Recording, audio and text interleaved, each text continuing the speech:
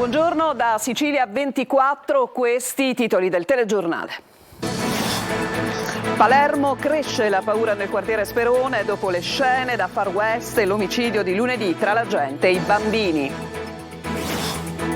Sebastiano Ardita, procuratore aggiunto a Catania, Sicilia 24. La mafia adesso invade l'economia legale, inquinati gioco, trasporto su gomma e il supporto alle attività commerciali.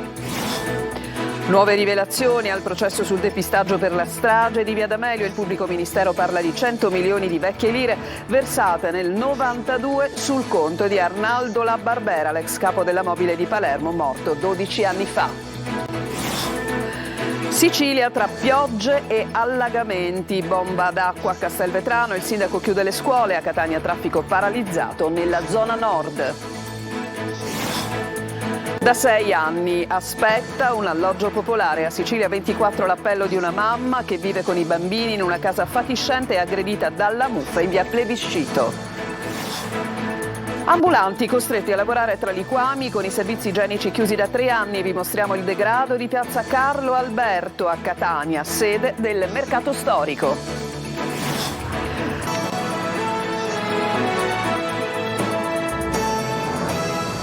Ancora ben trovati, apriamo il nostro telegiornale tornando a Palermo, allo Sperone. Il quartiere si interroga su quello che è accaduto 2 giorni fa, un omicidio nel pomeriggio insieme a un contesto cittadino normale tra la gente e i bambini. C'è ancora tanta paura nel quartiere periferico. Sentiamo Marco Gullà.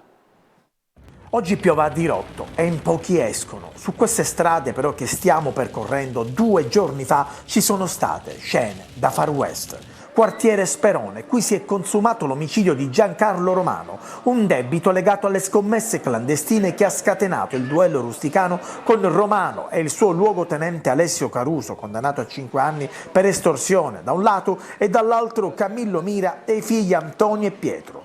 Pugni, spari, lo Sperone teatro di violenza e oggi molti residenti hanno paura, come ci spiega il parroco del quartiere. Subito a caldo, tantissima paura, tantissima tensione, non mandiamo i bambini a scuola, dicevano le mamme nei gruppi WhatsApp, tanto nervosismo, perché il fatto è avvenuto in piena ora di punta, in pieno pomeriggio, alle 6:15, 6:30, quindi quando i bambini tornano a casa, i genitori vanno rincasando, c'è chi va a comprare il pane, la frutta, le ultime cose per la sera, quindi la paura c'è stata. Oggi va scemando un po', ma si teme sempre che possa scoppiare una guerra che non deve assolutamente scoppiare invece tra famiglie, tra situazioni che chiaramente non piacciono. A microfoni spenti un uomo ci dice: per adesso meglio non uscire allo Sperone. Il parroco però tiene a precisare che la violenza scoppiata in città non riguarda solo lo Sperone. Come tutti i quartieri di Palermo, un quartiere che sta vivendo un'escalation di violenza incredibile. Abbiamo visto qualche mese fa in centro città quello che è successo.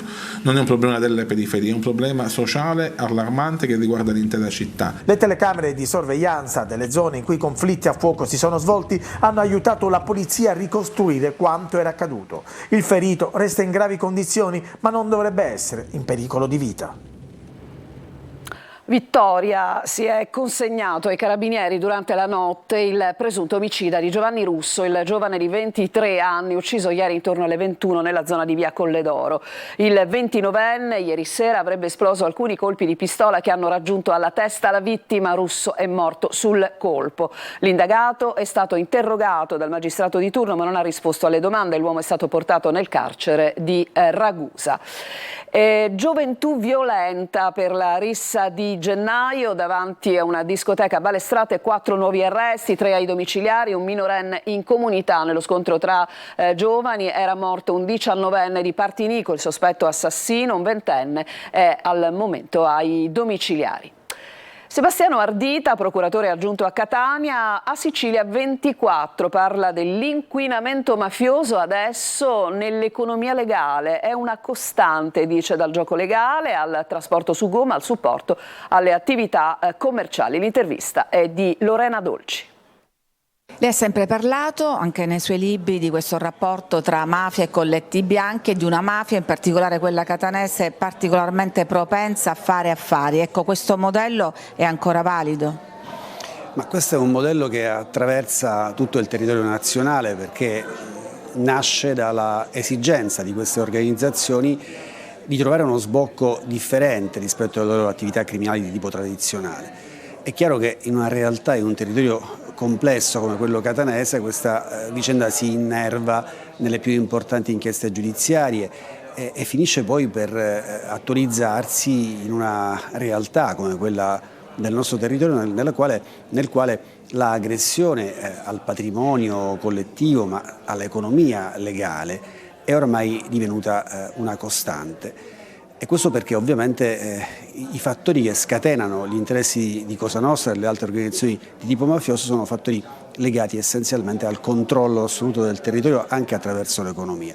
A quelli che erano i settori tradizionali come per esempio quello del movimento terra negli appalti o della fornitura di inerti alle pompe funebri, oggi si aggiungono il gioco legale, le attività di trasporto su gomma, moltissime attività che vengono come settori di supporto alle attività commerciali. Esiste una invasione di tutti questi settori e questo ovviamente comporta inevitabilmente un inquinamento dell'economia legale, dell'economia reale fondata sull'iniziativa dei singoli. E si infittisce il giallo intorno a uno dei più grandi misteri italiani, il depistaggio sulla strage di via D'Amelio. 3 novità introdotte dalla pubblica accusa durante il processo in corso a Caltanissetta pongono nuovi dubbi e interrogativi. Al centro sempre la figura dell'ex questore Arnaldo La Barbera. Manlio Viola. Un intreccio misterioso fra la strage di via D'Amelio, il depistaggio delle indagini su quell'autobomba del 92 e l'omicidio dell'agente di polizia Nino Agostino, assassinato con la moglie 3 anni prima, nell'agosto dell'89. È sempre più fitto il mistero ad uno dei più grandi gialli italiani, proprio la storia del depistaggio su via D'Amelio. Sono 3 le principali novità emerse durante l'ultima udienza del processo per quel depistaggio in corso a Caltanissetta e c'è sempre l'ex questore Arnaldo La Barbera al centro di tutti i gialli. Da una parte i soldi, ingenti somme di denaro versate proprio dalla Barbera nei propri conti correnti fra il 90 e il 92, nell'arco di tempo fra l'omicidio Agostino e la strage di via D'Amelio. La documentazione bancaria è stata trovata durante una perquisizione a casa dell'ex moglie il 18 settembre dello scorso anno. Versamenti che si incrementano nel 1992 fino a raggiungere nel complesso dei 3 anni quasi 100 milioni di vecchie lire. Il secondo giallo è quello dell'agenda rossa di Paolo Borsellino. La perquisizione nasce dalle dichiarazioni di un collaboratore secondo il quale l'agenda era stata conservata proprio dalla Barbera e la custodiva per un periodo a casa. L'agenda non è stata trovata e ancora oggi c'è chi sostiene che non sia mai esistita.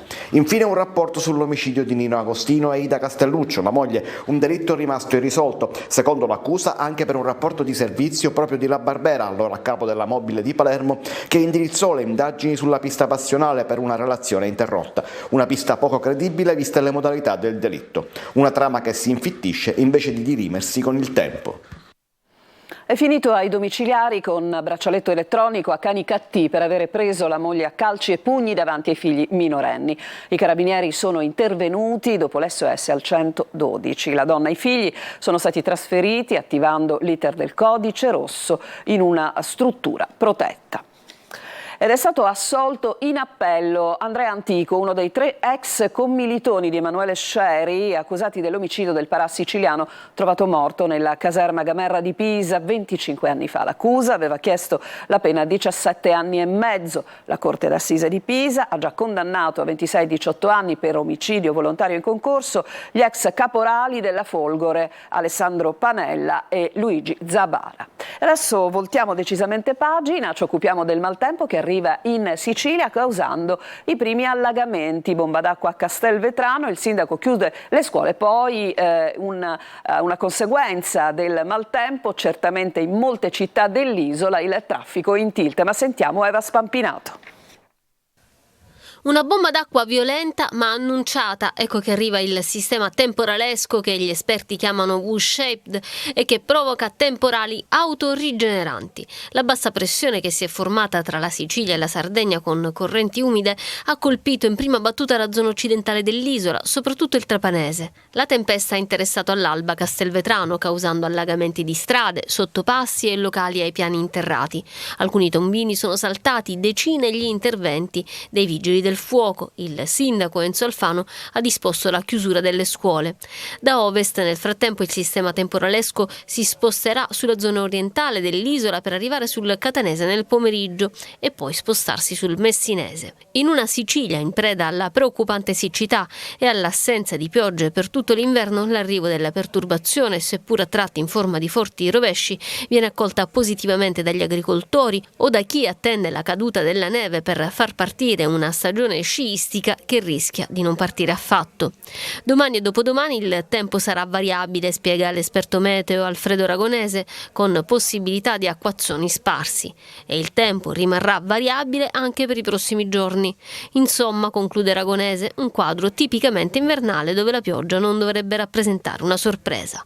Le temperature invece sono alte rispetto alla media del periodo, anche se al passaggio del fronte da domani potrebbero scendere e far arrivare la neve anche attorno a quota 1000.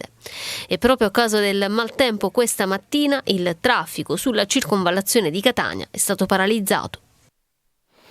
E adesso a Catania, Sicilia 24, abbiamo raccolto l'appello di una mamma che vive con i propri bambini in una casa davvero fatiscente, con la muffa praticamente ovunque. Da 6 anni attende una casa popolare che non arriva. Giusy Lazzara. Ci accoglie in questo basso, in pieno centro storico Catania. Valentina ha cresciuto in queste 2 stanze, senza una finestra e con i muri assaliti dalla muffa, i suoi 2 figli che oggi hanno 5 e 9 anni. La porta del terrazzino rimane aperta, non si può chiudere né la sera, guardi, né la sera, una porta così va a finire, abbiamo detto sempre a padrone di casa di sistemarla, ma ti dice no. Entra troppo freddo, non possiamo chiudere, per la sicurezza giusto non ci sarà nessuno, però non si sa mai, ho sempre 2 bambini. 6 anni fa, quando ha preso in affitto questa casa, pensava che sarebbe stata una sistemazione temporanea e invece combatte ogni giorno con la muffa. Dietro qui, dietro i mobili, perciò devo uscire, devo levare tutto per pulire, per amore di non fare la muffa, perché allora è terribile, fa una puzza da morire e trovo tutto muffito. Ecco, qui ci sono anche i giochi dei bambini che lei deve cercare. Devo uscire tutto, perché se li metto dentro i mobili si muffiscono anche i giochi, tutto, infatti devo uscire, pulire e rimettere, ma sempre devo lasciarle sempre fuori, perché allora non trovo tutto nero. Ci racconta che è costretta a stendere i panni dentro perché quando ha messo lo stendino sul marciapiede le hanno rubato la biancheria stesa. Io sono in graduatoria da 5-6 anni e ancora stiamo aspettando. Ci sono anche delle case tipo abbandonate, abbiamo fatto delle riprese, ma non se ne parla, manco ammazzato. Le posso chiedere quanto paga per questa casa, quante stanze sono e abbiamo visto anche in che condizioni? Ogni mese sono 320 euro e non è che è una casa, è una stalla secondo me, perché non ci sono né porte, ognuno diverse, ci vorrebbe anche una stanzetta per i bambini, non c'è nulla, nel senso non è che è una casa abitabile. E adesso proseguiamo con il degrado, ma questa volta ci spostiamo in piazza Carlo Alberto, sempre a Catania, sede di un mercato storico. Gli operatori sono esasperati perché costretti a lavorare in condizioni da terzo mondo con i liquami che ammorbano l'aria, mentre i servizi igienici sono off limits da 3 anni. Tonino De Mana. Sindaco, vienici a trovare e vedi tu stesso in che condizioni lavoriamo. Stivaletti e pedane, non solo per l'acqua ma anche per la fognatura che sgorga da piazza Carlo Alberto, sede dello storico mercato che i catanesi chiamano Feraoluni, meta gettonata insieme alla pescheria anche per i turisti che però devono munirsi di mascherina per aggirarsi tra le bancarelle. È nero l'umore degli operatori che da troppo tempo denunciano lo stato d'abbandono del mercato, nero come i liquami che ammorbano l'aria rendendola irrespirabile. Più che il brusio e il vociare per richiamare i clienti si leva un coro unanime perché tutti vogliono farsi sentire. Per Salvo, Alfio, Giuseppe, Giovanni, la telecamera ed un microfono sono alleati strumenti per chiedere aiuto, forse l'estremo tentativo di essere ascoltati. Siamo nella fogna, proprio nella fogna. Fra gli scarafaggi e i topi con l'SH300 siamo rovinati. Non capisco se c'è un campionato, siamo Serie A, noi siamo nella Serie C, perché in pescheria hanno rifatto i bagni, hanno pulito i bambini e qua alla fiera siamo abbandonati a noi stessi. Fogna, tutte le schifezze qua tutto, proprio siamo persi totalmente. Penso che lei stesso lo vede, guardi quanto è difficile lavorare. Condizioni igienico-sanitarie da terzo mondo che agevolano il proliferare di insetti e topi, e con l'arrivo dell'estate e quindi del caldo torrido sarà anche peggio. Topi che parlano cunicchia, noi ci chiamiamo cunicchia. Come si perciò non è come ci sono potto, magari uno sta io. Da queste parti non ci sono servizi igienici, i bagni che vedete sono chiusi da 3 anni, ma qualcuno li utilizza ancora nei momenti di estremo bisogno, naturalmente all'aperto, in una strada che somiglia sempre più ad una latrina. E adesso ci fermiamo per una pausa, al rientro ci occuperemo della stretta sui cellulari a scuola.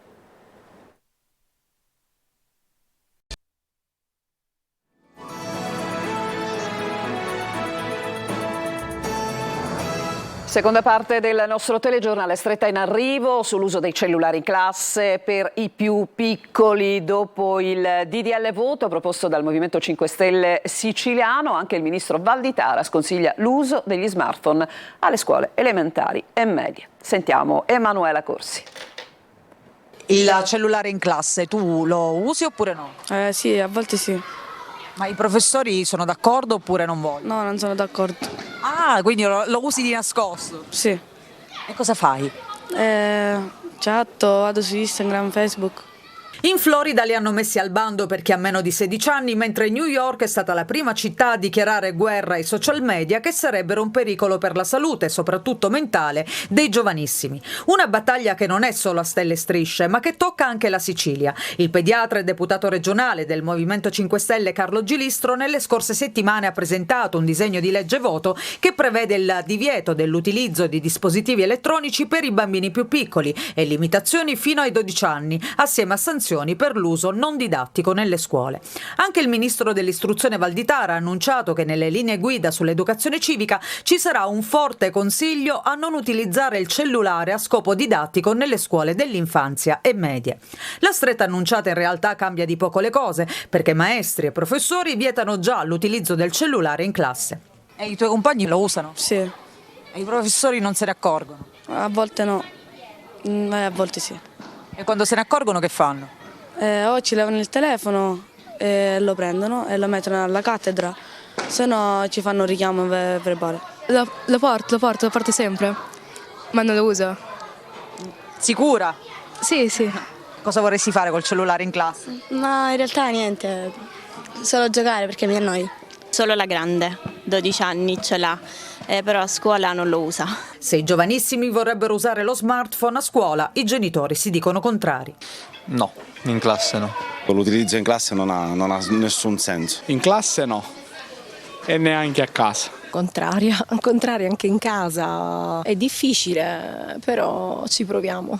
Le famiglie cominciano ad essere sempre più allarmate dalla serie di studi internazionali e italiani dai quali emerge la stretta correlazione tra disturbi mentali e uso intensivo di smartphone e soprattutto dei social.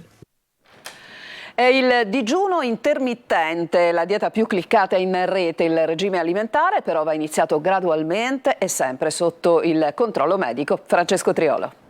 È uno stile di vita, bisogna accettarlo, però non bisogna squilibrare la dieta, cioè perché se uno mangia male a pranzo, non fa colazione, mangia a pranzo schifezze e poi digiuna la sera, non è che sia la cosa ideale. Bisogna avere anche un controllo da parte di un nutrizionista proprio per questo, per creare un'alimentazione che sia completa alla fine, se no poi diventa carente.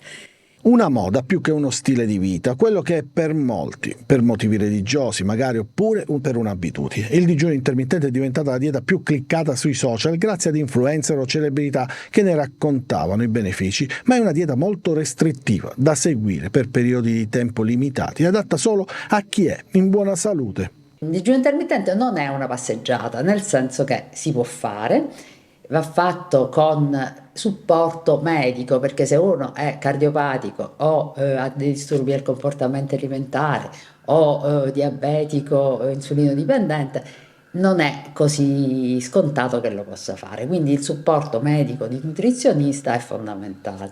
Ha degli effetti positivi? Ha degli effetti, sì, vale la pena. Gli effetti positivi sono che il digiuno fa riposare l'organismo e quindi le cellule che stanno per essere eliminate si eliminano più velocemente. Diciamo, è una pulizia dell'organismo. I numeri sono 16, 8, 16 le ore di digiuno, 8 quelle in cui è possibile mangiare, ma è consigliabile, almeno all'inizio, iniziare per gradi. Il fianco orientale dell'Etna scivola verso il mare, ve ne abbiamo parlato in questi giorni. Si tratta di un movimento di 2-3 centimetri l'anno, effetto di un sistema di eruzione e faglie. Vulcanologi dell'INGV e ricercatori internazionali studiano e monitorano il vulcano. Ne parleremo oggi nella puntata del nostro Focus di approfondimento, condotto in studio da Lorena Dolci, naturalmente insieme ai suoi ospiti, che sono Alessandro Bonforte, ricercatore dell'INGV di Catania, e con Antonio Torrisi, Dipartimento Protezione Civile regionale. Appuntamento alle 14:30 su Telecolor, in streaming sul sito lasiciliaweb.it. Potrete inviare le vostre domande alla linea WhatsApp 342 7455 005. Ci fermiamo ancora, c'è una pausa e poi il calcio subito con la sconfitta di ieri del Palermo.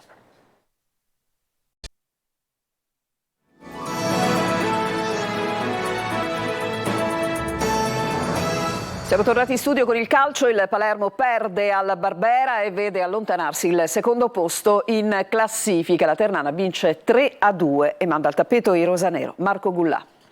Gioco, non riesce a passare in vantaggio. Nella ripresa però i ritmi si abbassano, la terrazza, così Raimondo si beve Ceccarone e segna il 3-1. Notte fonda al Barbera, i cambi di Codini non producono nessun effetto. Nel finale segna Brunoni su papera del portiere umbro, gol inutile, finisce 2-3. Come abbiamo fatto un buon primo tempo, soprattutto la parte iniziale. Peccato aver preso gol la prima volta che la Ternana si è affacciata alla nostra area. Poi per me la squadra lì è rimasta in equilibrio, ha continuato la partita che stava facendo, ha trovato un bellissimo gol con Chris, abbiamo continuato a spingere. Anche nel primo tempo a volte siamo andati un pochino fuori equilibrio, ma la percezione che potessimo fare gol, purtroppo. Sul campo del Brescia. Massimino, c'è la semifinale di ritorno della Coppa Italia di Serie C, arriva il Rimini. Sentiamo Francesco Triolo. È la classica partita dove non c'è un domani, dentro, fuori e in palio c'è più di mezza stagione nel Catania, perché se è vero che i playoff sono ancora un obiettivo raggiungibile in campionato, passare dalla finestra della Coppa Italia significherebbe arrivare direttamente al piano superiore, quello della fase nazionale, della post-season. Alla sfida di stasera contro il Rimini il Catania non arriva nelle condizioni migliori. L'intervento del vicepresidente Vincenzo Grella alla vigilia del match hanno chiarito che la società pretende di più. Oggi arriverà anche il presidente Pelligra, segnale che si cerca una compattezza dentro e fuori dal campo per centrare gli obiettivi stagionali. Lucarelli prepara questa partita già da un mese, sa che si gioca tanto, lui e la squadra. La partita contro la Juve Stabia aveva in un certo senso illuso l'ambiente che il Catania avesse finalmente invertito la rotta, e invece a Taranto c'è stato un brusco risveglio. La domanda oggi è: qual è il vero Catania? Sarà il Massimino a dare una risposta, un Massimino che si preannuncia tutto esaurito, biglietti sold out da giorni, con un'atmosfera da partite che contano, ma anche con la pressione che sa incutere il calore dei tifosi rossazzurri, quel calore, quella pressione da trasformare in spinta emotiva per ribaltare l'1-0 dell'andata. In panchina non ci sarà Lucarelli, squalificato dopo la gara al Romeo Menti, sarà il vice Richard Rovanilli a guidare la squadra dal campo. Ancora assente per infortunio era Pisardo, è rimasto fuori dalla lista delle convocazioni Zammarini, anche lui squalificato. Presente invece Di Carmine, che dovrebbe essere il riferimento offensivo. Il Rimini arriva senza gli infortunati Capanni, Marchesi e Oddi, mentre tra i pali Colombo, titolare nella sfida d'andata, in ballottaggio con il portiere del campionato, Colombi. Calcio d'inizio alle 20:30, l'appuntamento su Telecolor come di consueto quando gioca il Catania, e dalle 20, 3 ore live con diretta stadio, collegamenti al Massimino, analisi, le interviste post partita in anteprima ed i vostri commenti via WhatsApp al numero 342 77 12 855. Il telegiornale finisce qui, a tutti voi grazie per l'attenzione. Il prossimo appuntamento alle 19, vi lascio adesso con Lorena Dolci e il nostro Sicilia 24 Focus. A tutti buon pomeriggio.